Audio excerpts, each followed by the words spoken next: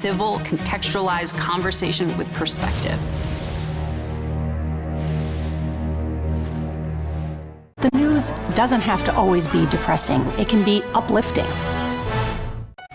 After the tragic loss of beloved newsman Tim Russert, his son went on a worldwide journey to find himself. I struggled with his grief for a long time. How Luke Russert is honoring the legacy of his father when we go personal.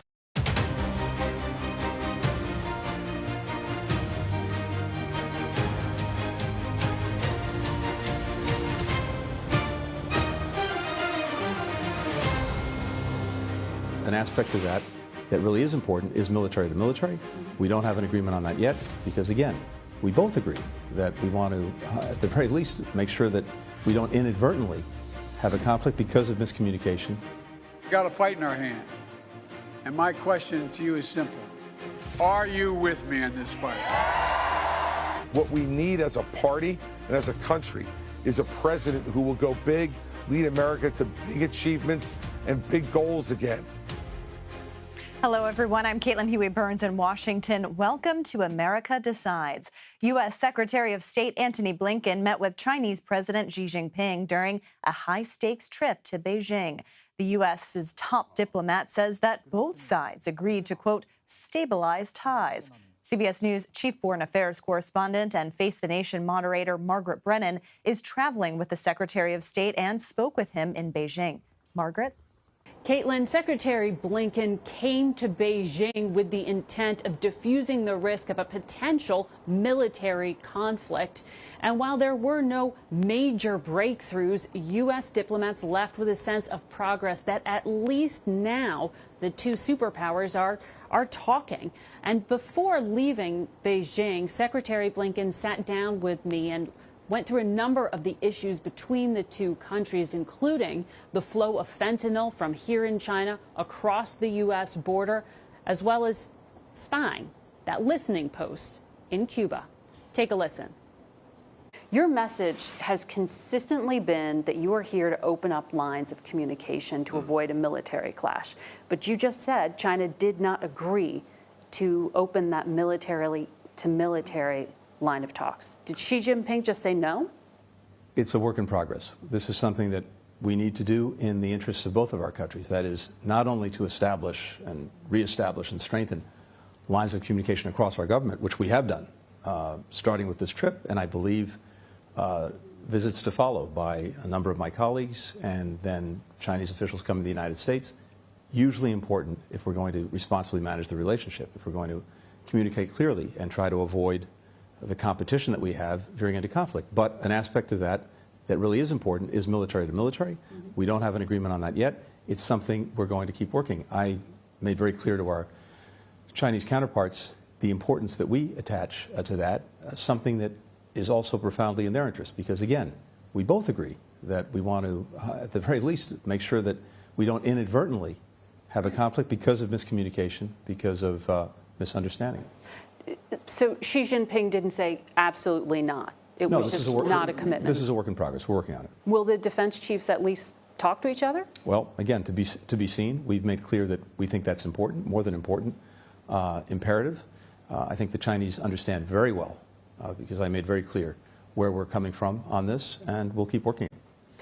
During the Cold War, the U.S. and the Soviet Union had that hotline. Is that the kind of thing you're imagining? How would this kind of communication work? It's less a hotline and more regular engagement, regular communication, so that they understand what we're doing and not doing. We understand what they're doing and not doing.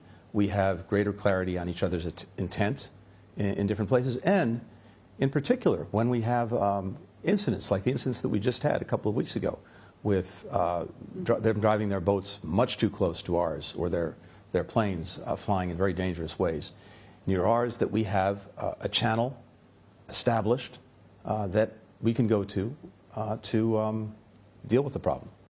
But that architecture just doesn't exist right now. Well, we of course have many ways to communicate with the Chinese government. It's exactly what we're doing, and we're seeing that now pick up, in part as a result of this trip. It's fundamentally in our interest to do that. But one aspect that remains is the military to military, and we'll keep pressing it. The other thing that you really emphasized was the need to talk about fentanyl, which is killing Americans. That's right. Do you believe that the Chinese state can really turn that up and turn that down? Yes.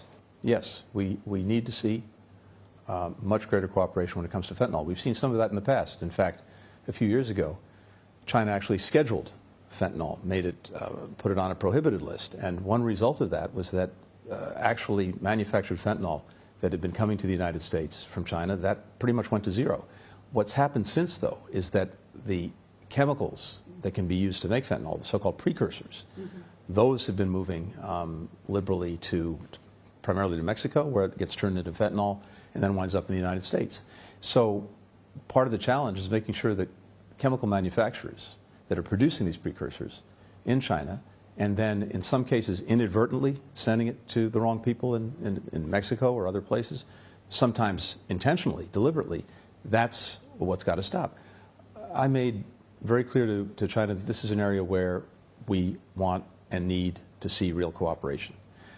As you said, this is a crisis for us. The #1 killer of Americans aged 18 to 49, fentanyl. So the best way to deal effectively with this problem across the board, we're working, of course, on dealing with demand in the United States. We're dealing with law enforcement with Mexico. We're dealing with putting technology on our borders to detect fentanyl and other synthetic opioids. But we also want to go to the source, and that is these precursor chemicals. I believe this is an area where the United States and China can and must work together. It's not about pointing fingers. It's simply finding a way to cooperate. I've had lawmakers in the U.S. say that this is done intentionally by the Chinese state. Do you believe that? So all I can tell you is this. We've seen cooperation from them in the past, and that's made a difference. That halted more or less over the last few years. They have issues that they've raised to try to explain why they're not doing as much as they can. Did you raise the listening post in Cuba that was recently disclosed and we've talked about? I did. I'm not going to characterize their response, but I told them that this is a serious concern for us. And how widespread is this in Latin? So we've been taking steps over the past couple of years, diplomatically, wherever we've seen China trying to create that kind of presence. We've been in there pushing back against it, and we've had some success in doing that. This is nothing new, but it is something of real concern. I was very clear about our concerns with China, but regardless of that, we've been going around to various places where we see this kind of activity, trying to put a stop to it. Did you get any commitment on those 3 wrongfully detained Americans? We have a commitment to continue to work hard on resolving these cases, and for me, that's right up there. From the Chinese government? Yes. And from me, that is job #1 when it comes to looking out for the security and the safety of Americans abroad, and notably those who are being arbitrarily detained. Mark Swedan's health, in particular, is a worry. His mother has spoken to CBS and other news organizations. Yes, I'm deeply concerned about that, and that's exactly why I not only raised but talked some length about the individual cases of the detained Americans. Are we in a place, though, as two governments where you're negotiating or even talking about a prisoner release, or is this just... Yes, we are. You are? We are. And there's progress? Again, I don't want to get into the details, but we are very actively talking about that. Well, that would certainly be a breakthrough in the relationship to bring those Americans home. It would, regardless of anything else, be a very important and positive development, and we're working it intensely. All of this carefully orchestrated diplomacy happens against the backdrop of a Congress that is putting political pressure on the president to take a harder line stance. So that's political risk is just one of the many other factors that needs to be balanced here. And this is a very challenging relationship. All of the diplomacy that may happen in the coming weeks and months with other high-level visits like the Treasury Secretary who is expected to come to Beijing soon, it may all ultimately be building up to a face-to-face between President Biden and President Xi. Secretary Blinken told me that could indeed happen as soon as this fall. Caitlin? A fascinating and important interview. Margaret Brennan, thank you. And President Biden is in California on a major fundraising swing through the deep blue state. We head there next for the latest in his reelection bid. You're streaming America Decides.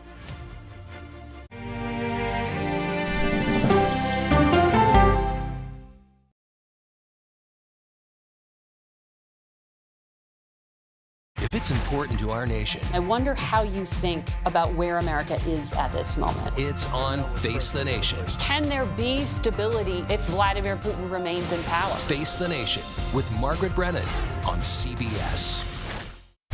America Decides, taking you inside American democracy. The most important stories on a day-to-day, hour-to-hour basis. You're going to hear a lot of reporting. It is clearly a pivotal moment. Gun control, the economy, education. Both sides of the political aisle fight it out for power. Bringing you the analysis that you need. Thoughtfully, with context. Be part of the conversation. On CBS News Streaming. Welcome to America Decides. An original documentary from CBS reports. I always tell people that Twitter would not be Twitter without Black Twitter. It's just us being in fellowship with each other. And it becomes a conversation you don't want to be left out of. People really started to recognize the power of activism on Twitter. Based on that one tweet, the hashtag #OscarSoWhite was trending around the world. If anything has really powered Black Twitter, it's been humor. If your food ain't right, oh, we're going to tell you about that, too. We tend to create change, create culture and cool. That's how movements happen on Black Twitter and go beyond more than that. Black Twitter, the Twitterverse that changed a generation. Now streaming on the free CBS News app.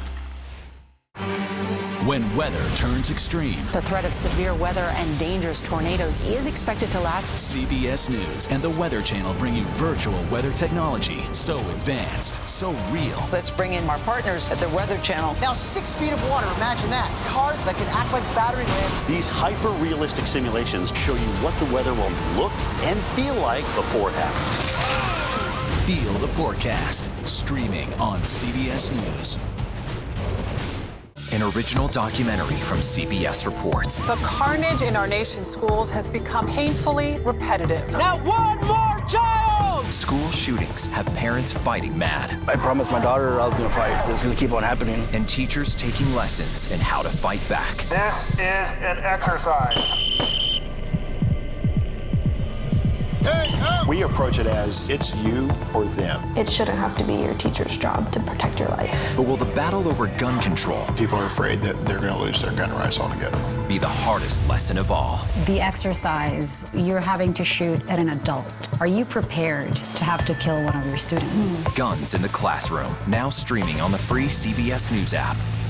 She's the most successful alpine skier, male or female, ever, and a worldwide inspiration. We need a lot of women doing sports really, really well. The story of Michaela Schifrin's game-changing reign at the top of the slopes when we go person to person. The investment we've made these past 3 years have the power to transform this country for the next 5 decades. We've got a fight in our hands. And my question to you is simple. Are you with me in this fight? He's ready to finish the job. He's ready to win. And with your help, he will. And welcome back to America Decides. President Biden's reelection campaign is kicking into high gear as he rallied with union workers in Philadelphia over the weekend. And this afternoon, Biden is speaking in East Palo Alto, California, where he announced over $600 million in climate investments to help fight climate change. We're investing in the people and places that have been hit the hardest, but who are also on the front lines of leading us forward. Throughout our history, we're the only nation in the world that has come out of every crisis we've entered stronger than we went into it. We're doing it again here on the climate crisis. And CBS News Chief White House correspondent Nancy Cordes, who is traveling with the president, joins us now from San Francisco. Hey, Nancy, good to see you over on the West Coast. So President Biden's fundraising in California today as well, in addition to that speech that we just heard. Can you walk us through what he has on his schedule? How big of an appearance is this?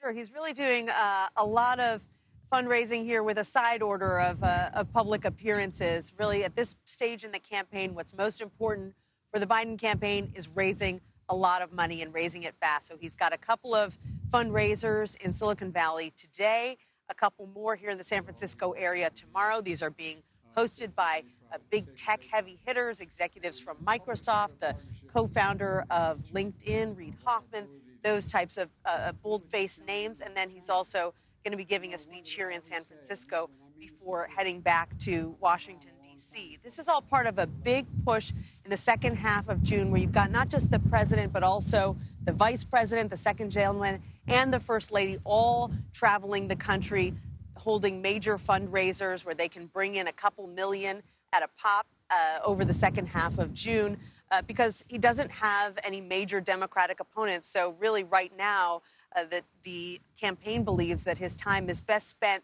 not going out and holding big rallies, but going around hat in hand asking for money. A lot of money to be had in California, especially. I mean, speaking of the campaign, how is the Biden campaign feeling at this point? We had a CBS News poll earlier this month that this number kind of stood out to me, that 42% of Democrats don't think the president should be running for re-election. 58% say that he should be running, but that 42% is still a sizable chunk. Is this something that the campaign is concerned about? And kind of how are they feeling about that at this stage? So they sort of write that off at this stage as Democratic angst, and they argue this is the kind of thing that Democratic voters are famous for. What about this? What about that? We're not sure he's the right person. They argue at the end of the day, these voters are all going to coalesce around Biden because he will be the nominee for re-election. And they point to his bid a couple of years ago, the first time around, and note that there were Democratic voters who were interested in all these various candidates. Once he became the nominee, the party rallied around him. And they argue it's not unusual this far out from Election Day for voters to be sort of, hopeful that perhaps there might be somebody younger, somebody fresher, somebody different. But they believe at the end of the day, those voters will come home and support him. Democratic angst is something we hear a lot about in this lead up. I'm curious, too, kind of how Biden and his team have been responding to what should be something that would be, a huge moment, obviously, in the campaign, which is the indictment of your chief rival, Donald Trump. I know the First Lady and Biden campaigned in Philadelphia over the weekend, and they offered some criticisms of the Republican field. But how is Biden kind of addressing this issue specifically?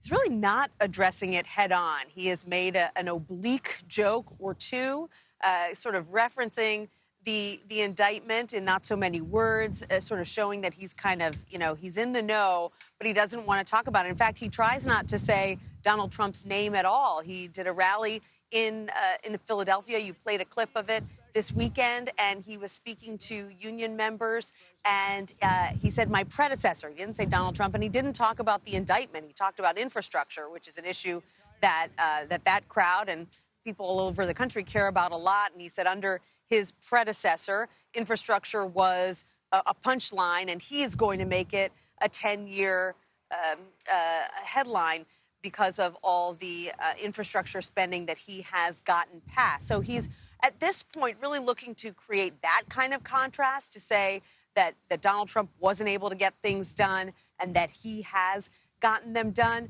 more so than going after Trump's indictments or his legal woes, which really gets him sort of down in the dirt with Trump, which is something that he doesn't want to do, at least not right now. Yeah, and to that point, Nancy, I mean, when you talk to Democrats in the White House and the campaign, do they still assume that Donald Trump will be their opponent in the fall, or are they starting to kind of take a look at some of these other candidates? Look, I think they have to prepare for the possibility that some dark horse will emerge. You always have to worry about that. But certainly they look at the same polls we do, and they see the unbelievably commanding lead that Donald Trump has in those polls right now. And so you have to assume, as they are, that he is the odds-on favorite in the Republican Party. Now, will Republicans suddenly get skittish because of the 2 indictments he's already facing and more possibly to come? Sure. So they are drawing up plans to take on any number of Republicans. But the biggest playbook that they've got right now does have to do with Donald Trump, because he is just leading his closest rivals by 20, 30, 40 points. And so at this point, yes, he does look like he is in a commanding lead in the Republican field.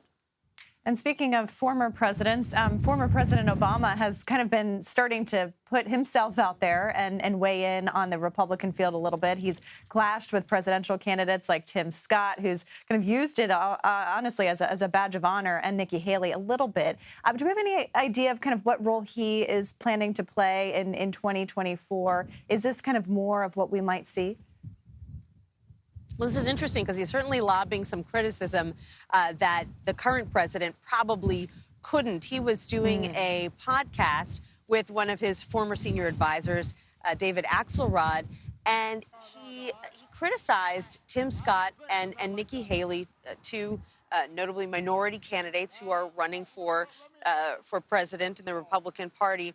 And he said that while their messages about race in America are hopeful, that there is a history of minority candidates in the Republican Party kind of glossing over, in his words, the history of racial injustice in this country. And he said that they're not addressing crippling generational poverty resulting from hundreds of years of racism. And so this was very interesting to have the nation's first black president making this case about a couple of minority candidates. And as you would imagine, both Tim Scott and Nikki Haley responded. Scott said that he's actually an example of progress for African Americans. And Nikki Haley argued that former President Obama was turning minorities into victims. So an interesting conversation taking place there, and a sign that the former president isn't going to shy away from making pointed criticisms from the sidelines in this campaign. Yeah, and an opportunity for those candidates also to fundraise off of those comments. So we'll see kind of how that all plays out. Much more to come. Nancy Cordes in California, thank you so much, as always. You're welcome. And now that the former president has been arraigned on federal charges, how are the other Republican 2024 candidates talking about it on the campaign trail? Well, we'll catch you up on the latest when we come back. You're streaming America Decides.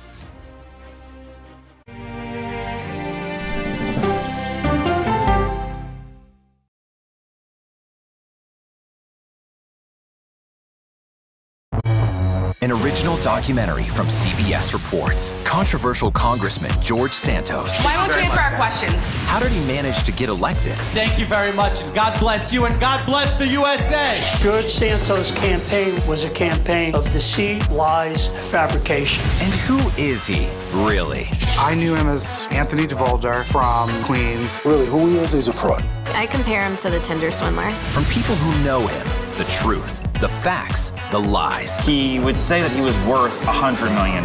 It's an incredibly cynical episode in American politics, beyond satire. Had you ever seen anything like this? No, and I hope I never see it again. Campaign of Deceit, now streaming on the free CBS News app. She dazzled on the court and off the court as a businesswoman. Thank you for joining us on Person to Person. Tennis superstar and entrepreneur Serena Williams.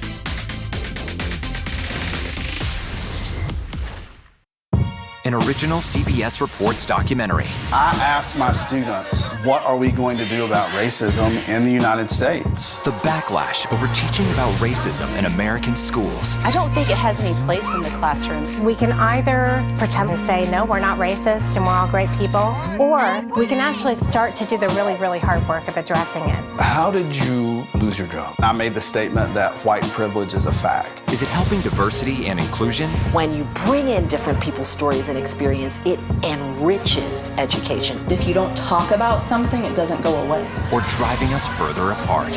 What schools are doing to our children in the name of anti-racism is in fact teaching them racism. The intention is to put us in this war against each other. An original CBS Reports documentary, streaming now.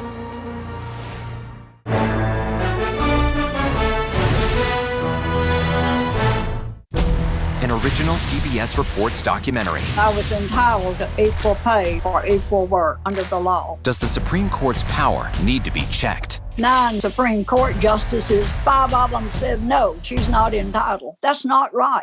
Calls to fix the court tend to go along with the politics of the moment.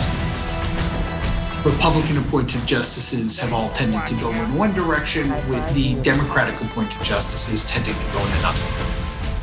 Even though it's only 9 justices, it takes 5 of them to make the law of the land. Does it have political impact? True. Political intent? Probably not true. If the American people don't trust the judgment of their court, that's a real problem for our democracy. An original CBS Reports documentary streaming now. On our places, bright shiny faces. When you wake up in the morning, we want to be your go-to team. I don't go to work in the morning. I go for coffee with my 2 good friends, and we talk about the world. And welcome back to America Decides. The 2024 presidential candidates were out on the campaign trail and in the press over the weekend after last week's historic arraignment of former President Trump in Miami. For more, CBS News political director Fin Gomez joins me now, fresh off reporting in Miami. Welcome back to Washington. Before we get to the Republican field, I know you have some new reporting on Biden. We were just talking about this with Nancy a little bit. But, you know, he has been pretty tepid in terms of going after Trump on the indictment. What's kind of the strategy there? Have you been talking to Democrats about, do they want to see more from him? I have been talking to Democrats, some top Democrats actually, connected to his campaign, and also some of those from his core constituency, if you will, and that's his the labor unions, and they frankly say that that they want to see more engagement. They want to. He has been silent. They want to see more from the president. The strategy about being above the fray is not a winning strategy. They tell me we're not going to be distracted by the bully, and that strategy is what happened in 2016. They say, and they want to see a pugilist right now. They want to, right now this is the issue that the Democratic voters are talking about. And they want to see the president more engaged because they feel that if he remains silent, former President Donald Trump sets the narrative. And it is echoes. There are echoes of 2016 if that happens. And they want to see their president engaged. And that's interesting, too, because Labor just had the big endorsement of Biden over the weekend, and he's trying to seize that momentum. Switching gears a little bit, former Attorney General Bill Barr was on Face the Nation yesterday. And our Robert Costa, our colleague, talked to him a little bit about Trump and kind of what kind of risk he would be. Fascinating interview. Let's play a little bit of it and talk about it on the other side. He's like a defiant 9-year-old kid who's always pushing the glass toward the edge of the table, defying his parents to stop him from doing it. It's a means of self-assertion and exerting his dominance over other people. And he's a very petty individual who will always put his interests ahead of the country's, his personal gratification of his ego. Okay, so some really tough words from his former attorney general. But you're not hearing Republicans say what Barr's saying, with the exception of Chris Christie. How are Republicans kind of navigating all of this?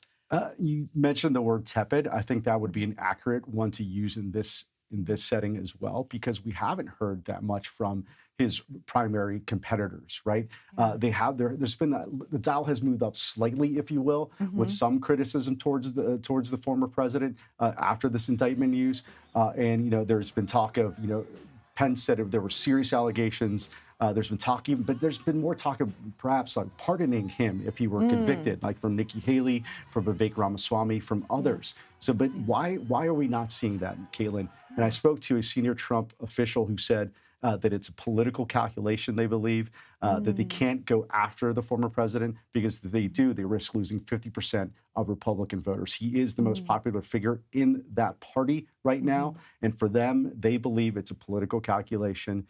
However, this is a race. Are we going to be seeing some contrast between these rivals? I think you almost have to, perhaps, if you do want to set a tone and tenor to set your campaign as we go forward in this cycle. Yeah, because you would imagine as someone competing for the Republican nomination, if the leader of the pack has a federal indictment, you would imagine that would be an opening. But to your point, that's interesting how the Trump campaign is seeing this, because our own polling showed 72% of Republican voters believed that this was all political more than anything else. Right, and they're letting essentially Chris Christie be their having that space, being the attack dog, if you will. And you know, they see Christie is almost on a quote suicide mission because he, you know, what is his path outside of New Hampshire? Many are asking, and I think they're allowing that to happen and trying to, and again, having this political calculus that they can gain if perhaps these indictments and these investigations become more significant and affect the trajectory of the race. Yeah, and so on that note, I mean, Chris Christie has been asked about whether he'd sign this debate pledge to support the eventual nominee, and he said he would essentially take it as seriously as Donald Trump did in 2016. You know, how are Republicans kind of navigating that? Is that really an issue here? I mean, it seems like there's not much the RNC can do about it. It's more of an issue for those who may not hit that criteria, right, for the debate stage. That's 40,000 unique donors. It can be $1 essentially, and also if they get net more than 1% over national and early state polling, that it's recognized by the RNC. However, Asa Hutchinson, Chris Christie, they've been critical of that pledge. You know, Asa Hutchinson, for one, has said, you know, how can I endorse if he gets convicted? How can I endorse a convicted felon? But will it have an impact? I mean, the biggest impact, as you mentioned, Caitlin, is if Donald Trump shows up at these debates. I was there in Iowa in 2016. He did not show up at that debate. So Christie has a point. Will Donald Trump show up regardless of the pledge or not? At all. Right? And that would certainly change Christie's calculus there. Yeah, something that we might have to wait till August to figure out. Finn Gomez, thank you very much. Good to see you, as always. And that does it for us today. You can stream America Decides Monday through Thursday at 5 p.m. Eastern. You're streaming CBS News.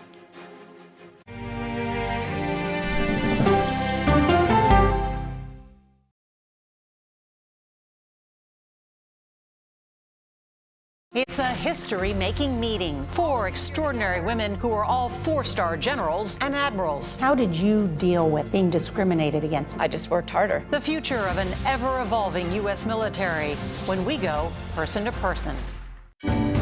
Stories start with the who, what, when, and where. CBS News